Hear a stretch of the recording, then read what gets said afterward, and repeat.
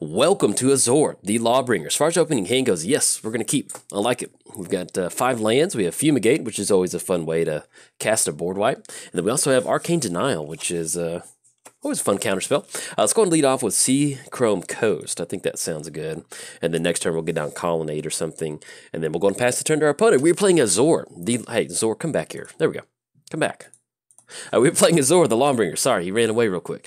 Flying, whenever Azor enters the battlefield, each opponent can't cast instant or sorcery spells during that player's next turn. Then, whenever Azor attacks, you may pay Sphinx Revelation. If you do, you gain X life and you draw X cards. Opponent's going to get down Heritage Druid. So, I might be running to some Prime Speaker Elf Ball over here, which is always fun to play against. Do we want to leave up Arcane Denial for something? Yeah, why not? We'll go ahead and get down Flooded Strand, and we'll leave up Arcane Denial just in case we need it, and then we'll go and pass the turn to our opponent. We're playing against Prime Speaker Zegana. Whenever a Prime Speaker enters the battlefield with X+1 counters on it, where X is the greatest power among creatures that you control. Then, whenever a Prime Speaker enters the battlefield, draw cards equal to its power. Let's go ahead and crack Flooded Strand. Let's grab one of our dual sources that comes into play tapped. Irrigated Farland is going to come into play taps no matter what. So we'll get that into play. I'll let our opponent get down their Elvish Visionary and then go from there. We'll see if Heritage Druid is going to swing in or not. If not, then hopefully we'll be able to get this Fumigate going pretty good and kind of clean up our opponent's side of the board. Let's go to get down Colonnade, and then that'll come into play tapped, and we'll kick it back over to our opponent. So we did cover both commanders. It is free time. Talk about whatever we want. That's going to be Azor. So, Azor did kind of get a new Sheriff's Badge and a couple new pistols for the deck. We finally updated the Mana Crypt, Soul Ring, Mana Vault, got a lot of that stuff added. Do we want to go for Arcane Denial? That'll put our opponent on having access to that Heritage Druid. That'll give us some card draw. Yeah, let's go and go for Arcane Denial. I want to cash in some card draw. That puts us online for going for Thran Dynamo next turn, and then we can really tap out for a nice Fumigate. And so that'll give them a little bit of access to some card draw, but I like drawing a little bit of a card on this one. Hopefully we can pull past our opponent on this. But yeah, so we added the fast mana in here. I did add Mystical Tutor and Enlightened Tutor in here to kind of search up some of our key enchantments, or maybe we need a fast little mana rock or something like that. So we did go for that. And then opponent will be tapping down the Heritage Druid to go down for Cultivate. So we'll definitely need to get going as far as Fumigate goes, because the Heritage Druid with a bunch of elves on the battlefield, it's always very interesting to play against. And our opponent did grab Island and Forest, and they did make the Forest off that, so we're going to cross off both of those. Okay, so we're going to draw a card, see what our opponent, if we actually rip into Ancient Tomb, oh, that would be beautiful, to get down the Skull Clamp.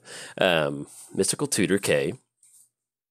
Let's keep our fingers crossed for Ancient Tomb. If we get that down, that'll put us online for Fumigate. If not, then we'll still probably tap down for Thran Dynamo. Force of Will. Okay, well, that's still good to have with at least some blue stuff in the hand.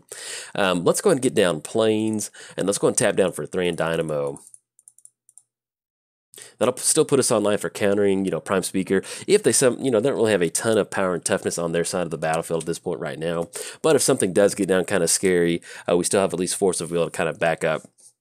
But yeah, as far as the deck goes, we had a fast mana, add a couple more tutors. Did add a delay to the deck. That's a new card that I added in here. I forgot about that one. I saw somebody talk about that on Twitter recently, and I was like, you know what, delay is, I used to run it in a lot of my commander decks, and I just kind of forgot about it. So it's always fun to get that going. It just really makes for a Reclamation Sage. Do we want a Mystical Tutor on that one? We definitely want Thran Dynamo to stick around on this one. If they do get down, yeah, let's go for that. Force of Will. And then I guess we'll exile Mystical Tutor. I want to have some sort of counter spell for Prime Speaker just to prevent that. Yeah, let's go for that. Reclamation Sage. We'll go and exile Mystical Tutor on this one. We want Thran Dynamo to stick around the battlefield. It just makes it a lot easier for us to go for that Sphinx Revelation with Azor, the Lawbringer. And this deck really wants to operate with a ton of mana on the battlefield, especially if we do draw into something like Pull from Tomorrow or Sphinx Revelation to kind of get that card draw going. So we'll definitely want to stay ahead of our opponent, and especially if they have Heritage Druid, a bunch of elves on the battlefield on their side. Our opponent does get down Soul Ring, and also with us keeping some protection up for Thorian Dynamo, that does put us online for Fumigate and backup protection with delay to kind of clean up our opponent's board. Now let's see if they end up going for a few more Skull Clamp activations. I would assume that they're probably going to leave some of these elves on the battlefield, so hopefully maybe they're drawing in a few more elves so that they get down, and then we can go, yes, yes, yes, get down Priest of Titania. Come on. Oh, beautiful. Opponent's tapped out. Let's go and get down Homeward Path. Let's tap down for Fumigate. It's going to be, yeah, double white and then 1, 2, 3. So that's going to be really devastating to our opponent. It's going to take care of Priest of Titania, which is going to be a really good source of card draw. We gain a little bit of life, and then we'll go and pass the turn to our opponent. So we're sitting online for Counterspell, and we are sitting online for Delay. More than likely, we're going to try to tap down for Azor. If we can help it, it'd be really nice to get some sort of protection for Azor. Unfortunately, with Azor being double white, double blue, it makes it a little bit hard to do that because that's basically all of our colored sources. So at this point right now, I wouldn't mind drawing into some sort of colored option. Halimar Depths, okay, that's not too bad. Let's go and get down Halimar Depths. We'll look at the top 3 cards of our library. And that's going to be Cultivate, Memory Lapse, and then Island. We don't necessarily need Memory Lapse, so let's do this. Let's go and do Island on top, Memory Lapse, and we'll put Windswept Heath on top. That way we can get down. Now here's the kicker, dude. I'm going to tap down for Azor. You know what? Let's wait. We've got Counterspell, we've got Delay, we're not on any sort of pressure from our opponent. I'd much rather just, I'd hate to tap down for Azor and our opponent just bounce it back or something like that. With that fetch land on top, it's going to allow us to kind of shuffle our library back up, and then we can kind of go from there to have a little bit better protection for Azor. Opponent's going to go for Stroke of Genius. All right, now if we end up going for Delay on this one, what's going to end up, I'll make sure they didn't target us. Oh, I doubt they targeted us. Yeah, they targeted themselves. So if we go for Delay, it's basically just going to be 0. So let's go ahead and do that. Make sure we clicked on the right one. Okay, that's going to get exiled. Let's get that popped up, and then we'll go and let them do their thing. But yeah, with Stroke of Genius, since it does have X in the spell, they're going to be able to take that suspend counter off. But basically, is essentially that Delay was a hard counter because it's going to go on the stack, and target player is going to draw 0 cards. So that's a good way for us to kind of blank it out.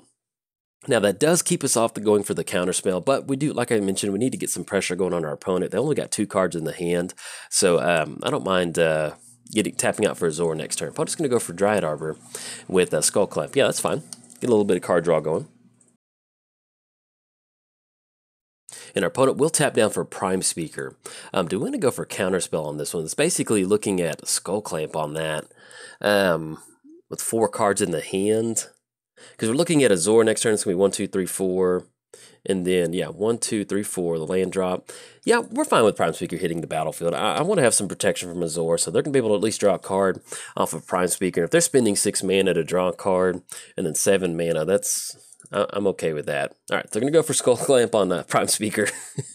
You got to do what you got to do sometimes. All right, so let's go and get down Windswept Heath, and let's go and crack Windswept Heath, and we'll go and grab Tundra off of this one. There we go. Get down Tundra. Let's go and tap down for Azor. Okay, Azor enters the battlefield. Opponent's not going to be able to cast instant or sorceries next turn, and then that still leaves us online for Counterspell to kind of stop whatever our opponent's got. Let's say they do finally draw into something off Prime Speaker, or they finally did draw something off of that Skull Clamp. Either way, they're not going to be able to stop us from going for Counterspell. It also puts us in a spot where we can tap out for a really nice Sphinx Revelation. We're looking at 1, 2, 3, 4, 5, 6, 7. So we're looking at about 7 cards we can draw off Azor the Lawbringer. Opponent's going to go for Elvis Champion. Other elves you control get +1/+1. They have Forest Walk. Yeah, that's okay. Go for that. But yeah, I don't think I mentioned in this video, so if I did, I apologize, but I've been recording for Azor for a little bit. So sometimes when I record the same deck for a while, there's certain things that I talk about, but I lose track of what video I talked about. But I will have a budget version of Azor coming out. It's going to be $5 blue-white control. It's actually looks like a pretty fun build, so I'm actually excited to start recording with it. I don't know when I'm going to get it out, but I'll talk about that just a little bit more. Let's go and get down Island. Yeah, let's go and tap him out for Sphinx Rev. I like that. We can still go and leave up Counterspells, some protection. Let's go and swing across with Azor. Let's go and play double blue, double white. And that's going to tap down 3 in Dynamo. That's going to be 1, 2, 3. You know, let's go ahead and leave up Counterspell. I'm okay with drawing. You know, 6 cards is really nice. We could go for 8, but 6 is going to be absolutely perfect for what we need and still kind of maintain that protection. Okay, beautiful. I like that. Anything else? No. I like leaving up Counterspell, and then we'll worry about next turn what we're going to get down. I think we already did make the land drop for the turn. Yes, we did. All right, so we're going to go and pass the turn to our opponent. Keeping up that Counterspell is some good protection. So we got some pretty good stuff in the hand. So we've got Lightning Greaves. We can get that down to protect Azor if we need to. See if our opponent wants to cast a Stroke of Genius for 0 cards. There we go. See how nice that delay worked out. But yeah, so we did draw into Snapcaster. Excuse me, did draw into Snapcaster, so that puts us online for stuff out of our graveyard.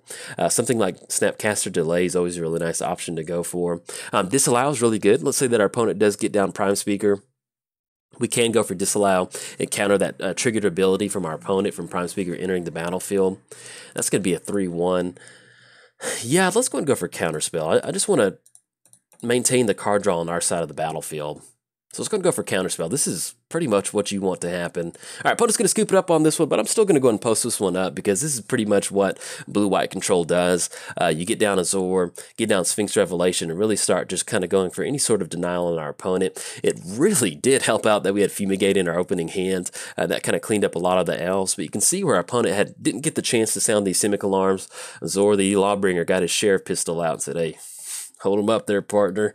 But yeah, even then, so let's say our opponent does play now. I don't know why, I just really enjoy imagining Azor as a cowboy. But yeah, so we get Counterspell on Prime Speaker. That puts us online for Sphinx Revelation next turn. We don't have to swing in with Azor. We can actually just swing in with Azor, get some combat damage. We're looking at Mana Vault, so it's going to be a really nice Sphinx Revelation. So we have a lot of good stuff going in the hand. But yes, if you enjoyed the video, like and subscribe. Thanks. Bye.